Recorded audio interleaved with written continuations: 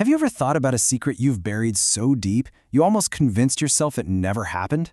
A crime that could just shatter your entire world. Well, what if it came back for you?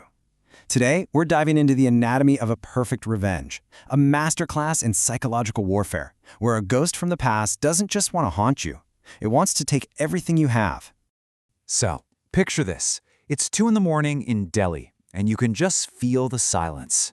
We're in this massive, luxurious bungalow, and a high-profile businessman, Rajveer Malhotra, is all alone. Rain is pouring down outside, but the real storm is brewing inside his head. He just can't shake this creepy feeling that someone is watching him. He's trying to pour himself a whiskey, to steady his nerves, when his phone lights up. It's from an unknown number, and the message is short, simple, and absolutely terrifying. The game has begun. Rajveer's blood runs cold. See, this isn't some random threat. It's a phrase, an echo from a crime he was so sure he had left for dead. So you have to ask, right? Why would this one simple text message terrify a powerful man like him?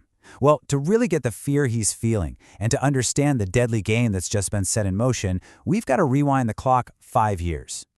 The backstory here is almost a cliché, really. A story of greed and betrayal. It all kicked off with a business deal, some illegal transactions. His partner, Arjun, found out and threatened to blow the whistle on the whole thing. So, in a moment of pure panic, Rajveer killed him.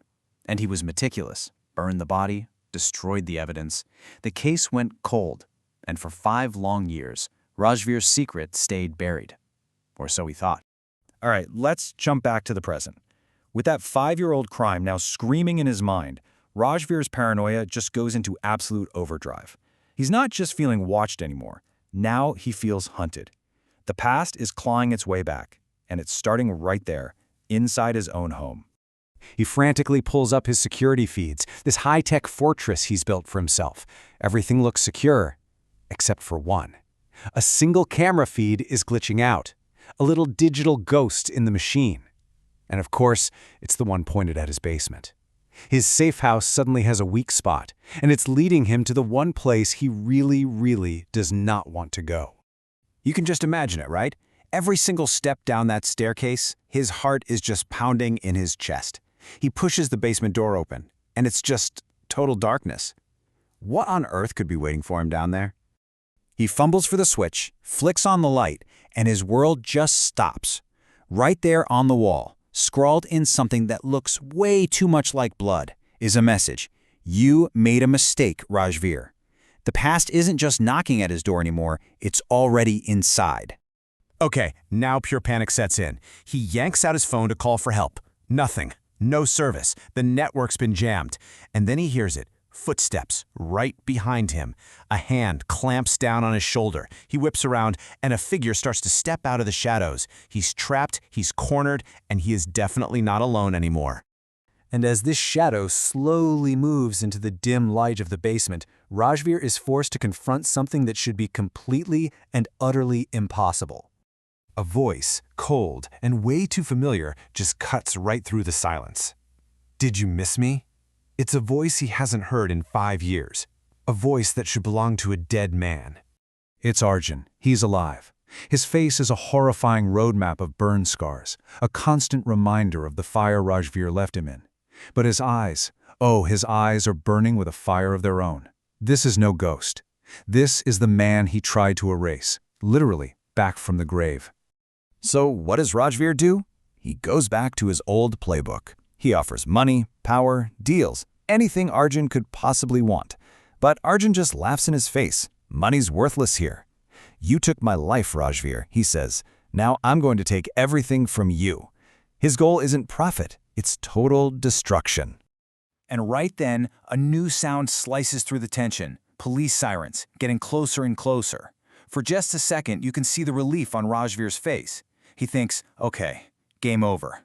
What he's about to find out is that he was never even a player in this game. He was just the pawn.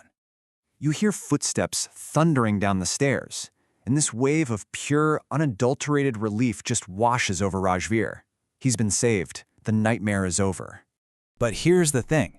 As the cops get closer, Arjun isn't worried. He's not even trying to escape. In fact, he's smiling. Now, why would a man bent on revenge be smiling when the police show up? Because when the police finally burst into the room, they only find one person, a wild-eyed, frantic Rajveer.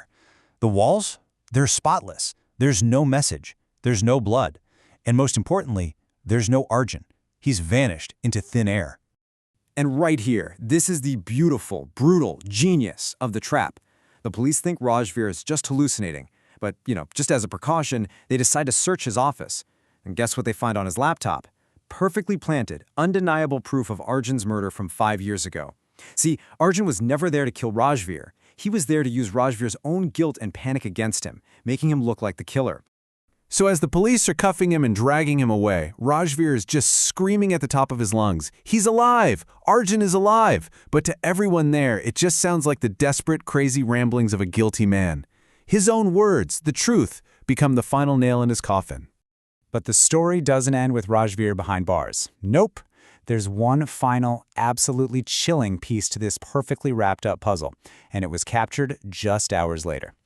That same night, a security camera at the police station glitches for just a split second, and in that one frame, you see a shadowy figure with Arjun's scarred face look directly into the camera and smile.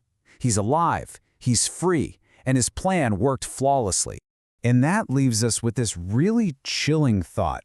Rajveer's arrest wasn't the end of the game. It was just the opening move. Arjun got his revenge, sure, but what he delivered wasn't justice. It was a performance. So what's the real game he's playing? And now that one piece is off the board, who's his next target?